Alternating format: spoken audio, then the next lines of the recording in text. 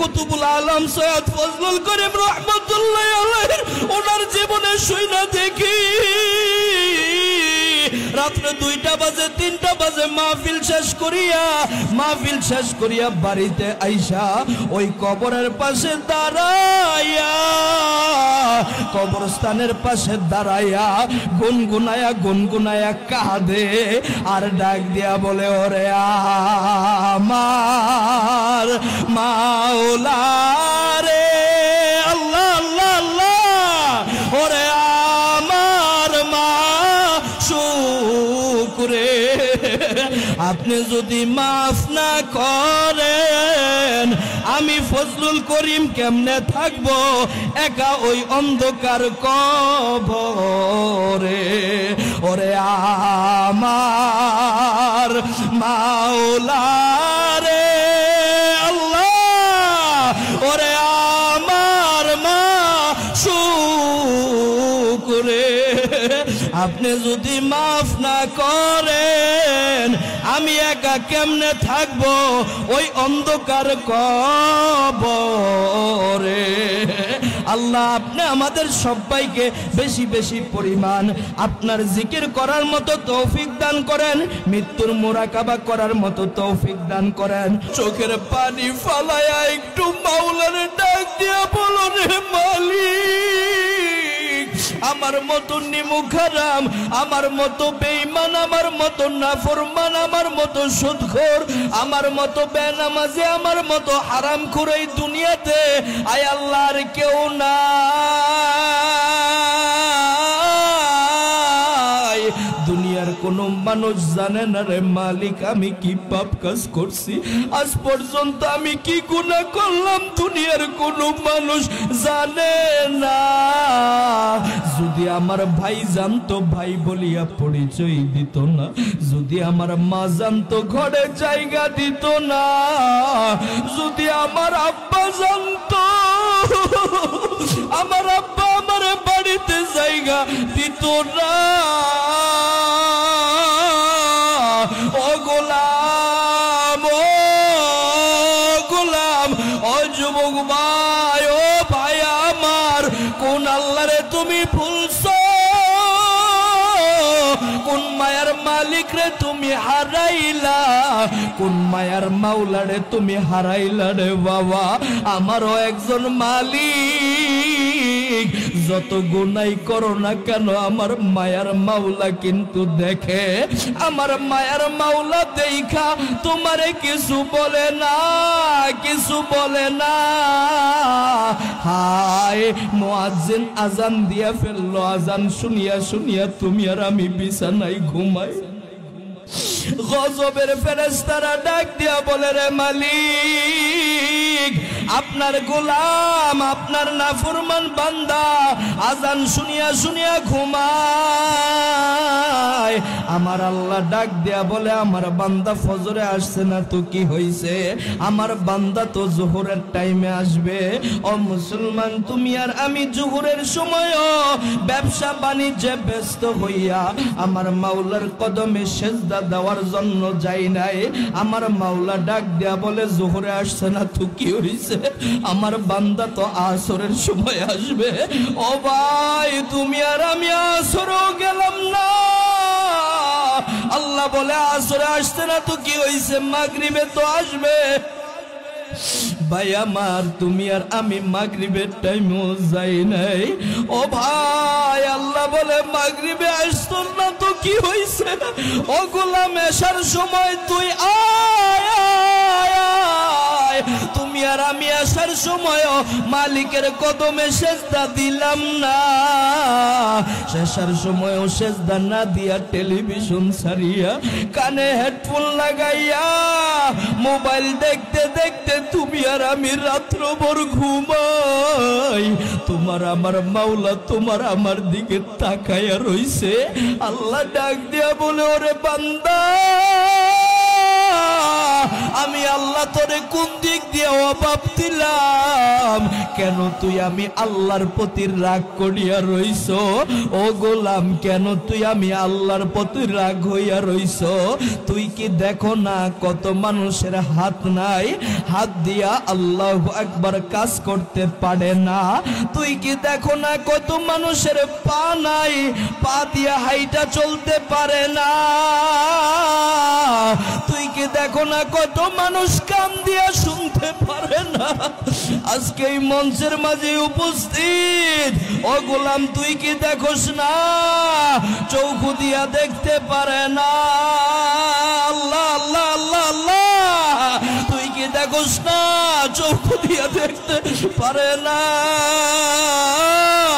ও ভাই, ওয়াজ কোথায়? ওয়াজ কোথায়? ওয়াজ তার কাছে জিজ্ঞাসা করো। আল্লাহু আকবার। এই ভাই তো আছে, আরেক ভাই আমার সাথে পরিচিত, আমাদের নরসিংদীর এই মানুষ। আল্লাহর বান্দার দুইটা চোখ নাই, চোখের পানি ফালায়া ফালায়া আমার কাছে বলে, ভাই আমার, ও ভাই বিবাহ করছি, স্ত্রীটারে দেখতে পারি না। আল্লাহু আকবার কাবীরা। একটা সন্তান হইছে, ছোট্ট একটা মেয়ে হইছে। এই মেয়েটা আমার বাবা বাবা বলিয়া ডাকে, এই মেয়েটা আমার বাবা বাবা বলিয়া ডাকে, কিন্তু আমি আমার মেয়ের চেহারাটা পর্যন্ত দেখতে পারি না। আল্লাহ ডাক দিয়া বলে, রে গোলাম, তরে আমি আল্লাহ চৌকু দিলাম, হাত দিলাম, পা দিলাম, কান দিলাম, কোন দিক দিয়া তরে কোন জিনিসের অভাব দেই না। ও গোলাম, কেন তুই আমার কদমে সেজদা দেস না? ও গোলাম, কেন তুই আমার কদমে সেজদা দেস না? ও ভাই আমার, আল্লাহু আকবার কাবীরা, আল্লাহু আকবার কাবীরা। ও ভাই আমার, দিলের কান লাগায়া শোনো, তুমি আর আমি রাত্রভর ঘুমাই, তোমার আমার মালিক রাত্রে ঘুমায় না। আল্লাহ আল্লাহ, তোমার আমার মালিক রাত্রে ঘুমায় না। মুসা কালিমুল্লাহ জিজ্ঞাসা করে, আল্লাহ সারা রাত্র আল্লাহু আকবার আল্লাহু আকবার, সারা রাত্র দুনিয়ার সমস্ত জীব ঘুমায়, ও মাওলা তুমি কেন রাত্রভর ঘুমাও না? আমার মায়ার মাওলা ডাক দিয়া কয়, মুসা রে, রাত্র ৩টার সময় মার পেটে ব্যথা উঠিয়া গেছে, সন্তান প্রসবের ব্যথা। ৩টার সময় আমার বান্দি আমার আল্লাহ বইলা ডাক দেয়। ওই সময় যদি আমি জবাব দিতে না পারি, এই জন্য আমি আল্লাহ ঘুমাই না।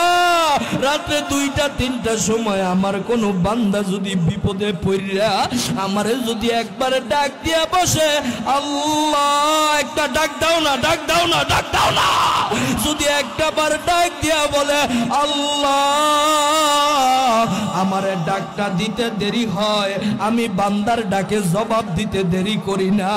যদি গোলাম আমারে আল্লাহ বলিয়া ডাক দেয়, আমি যদি জবাব না দিতে পারি, ও মুসা এই জন্য আমি সারা রাত ঘুমাই না।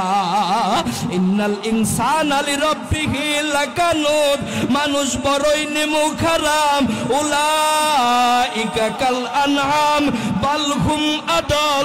ও দোস্ত, কিছু কিছু মানুষ চতুষ্পদ জন্তু থেকে নিকৃষ্ট। ও ভাই, তুমি আর আমি তো উহার চাইতেও নিকৃষ্ট হয়ে গেলাম। আমার আল্লাহ ডাক দিয়ে বলে, যদি কোনো বান্দা মায়া করিয়া আমার একটা বার আল্লাহ বলিয়া ডাকে, মৌতের কথা চিন্তা করিয়া আমার একটা বার আল্লাহ আল্লাহ আল্লাহ আল্লাহ আমারে যদি একটা বার আল্লাহ বলিয়া ডাকে, আল্লাহ বলিয়া ডাকটা দিতে দেরি হয়, আমি মায়ার আল্লাহ তারে মাফ করতে দেরি করি না। জোরে জোরে কন্যা সুবহানাল্লাহ। ও বাজান, এই জন্য চোখের পানি বেশি বেশি ফালানো দরকার। রশিদ আহমদ গাঙ্গুই রহমাতুল্লাহ আলাই আমার মাওলার ভয়ে কান্না করতে করতে ওনার 2টা চোখে অন্ধ বানায় ফলাইছে। ও দোস্ত, আশারা মুবাশশারা আল্লাহু আকবার সাহাবীদের মধ্যে আল্লাহু আকবার ওমরে ফারুক কান্না করতে করতে দুই সাইডে আল্লাহু আকবার ঘা বানায়া ফেলছে। ওমরে ফারুক রে জিজ্ঞাসা করলো, ওরে খলিফাতুল মুসলিমিন, ওগো আল্লাহর পেয়ারা সাহাবী, আপনি কান্না করতে করতে দুই সাইড দিয়ে ঘা বানায়া ফেলাইছেন। আল্লাহু আকবার, আল্লাহু আকবার। আপনি আমার আল্লাহরে আল্লাহু আকবার এরকম ঔষধ ব্যবহার করেন, এই ঘা ভালো হয়ে যাবে। ওমর রাদিয়াল্লাহু তাআলা আনহু চোখের পানি ফেলায়া ডাক দেয়া বলে, ও সাহাবায়ে কেরাম, যদি আমার আল্লাহ জিজ্ঞাসা করে, ওরে ওমর, আমার জন্য তুই কি নিয়ে আসছো, বলো না ওই সময় আমি আমার আল্লাহর কাছে কি জবাব দেব? না না, আমি কোনো ঔষধ ব্যবহার করব না। আমার বাজান, আমার বন্ধুগণ, ওমর ফারুক রাদিয়াল্লাহু তাআলা আনহু কাঁদে, রশিদ আহমদ গাঙ্গুই রহমাতুল্লাহ আলাইহি কাঁদে। আজ পর্যন্ত যত ওলি আল্লাহ গাউস কুতুব দুনিয়ার মাঝে আসলো, ও বাজান, সবাই চোখের পানি ফালাইলো, সবাই নামাজ পড়লো। নামাজ ছাড়া আল্লাহর ওলি হওয়া যায় না। আল্লাহু আকবার, চোখের পানি ছাড়া আল্লাহর ওলি হওয়া যায় না। ও বাজান, ইসাক সাহেব রহমাতুল্লাহ আলাইহি, ওজানির ইসাক সাহেব রহমাতুল্লাহ আলাইহি, শুনছো কারি সাহেব রহমাতুল্লাহ আলাইহি, শুনছো কান্না করতে করতে জীবনটা বিলীন কইরা ফেলছে। কুতুবুল আলম সৈয়দ ফজলুল করিম রহমাতুল্লাহ আলাইহি, ওনার জীবনে শুইনা দেখি রাত্রে 2টা বাজে 3টা বাজে মাহফিল শেষ করিয়া বাড়িতে আইসা ওই কবরের পাশে দাঁড়াইয়া, কবরস্থানের পাশে দাঁড়াইয়া গুনগুনায়া কাঁদে আর ডাক দিয়া বলে, ওরে আমার মাওলা রে, আল্লাহ আল্লাহ আল্লাহ, ওরে আমার মা শুকরে, আপনি যদি মাফ না করেন আমি ফজলুল করিম কেমনে থাকবো একা ওই অন্ধকার কবরে? ওরে আমার মাওলা রে, আল্লাহ, ওরে আমার মা শুকরে, আপনি যদি মাফ না করেন আমি একা কেমনে থাকবো ওই অন্ধকার কবরে? আল্লাহ, আপনি আমাদের সবাইকে বেশি বেশি পরিমাণ আপনার জিকির করার মতো তৌফিক দান করেন, মৃত্যুর মুরাকাবা করার মতো তৌফিক দান করেন, হকের পক্ষে চলার মতো তৌফিক দান করেন, ইসলামের পক্ষে আলেম উলামাদের পক্ষে সর্বদাই থাকার মতো তৌফিক দান করেন। কারা কারা রাজি আছি? 2টা হাত আমার মাওলারে উঠায়া দেখায়। নারায়ে তাকবীর! জোরে জোরে একটু টান টান করে হাতটা উঠান। নারায়ে